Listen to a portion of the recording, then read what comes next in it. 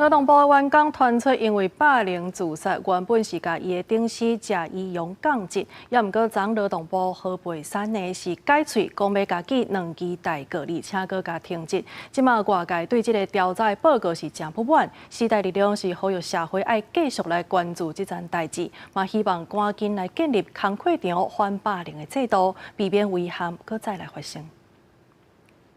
反霸凌，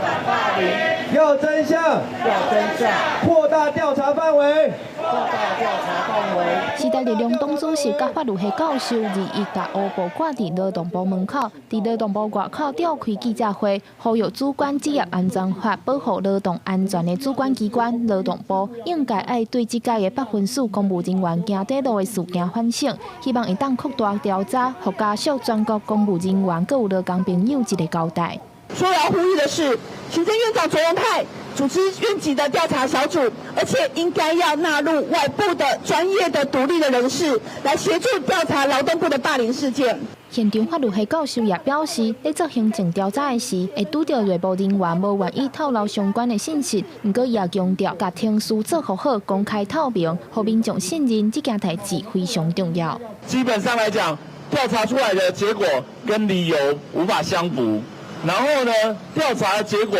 今天是一个结果，明天是一个结果。如果劳动部自己处理事情都不能这么仔细，都不能处理依照法律的规定来做的话，那怎么要求其他的劳动者都会去相信劳动部是一个做事情可以帮他们主持公道的几个机关？另外，时代力量党主席王婉如强调，目前咱台湾无工课霸凌防治的制度，即摆的职安法敢若会当保障检查是毋是有做好预防措施，无法度针对霸凌行为去调查处罚。希望未来会当参考校园霸凌相关防治办法，各政府单位赶紧建立工课场上反霸凌的调查机制加审议机制。记者张家佳、谢桂玲台北报道。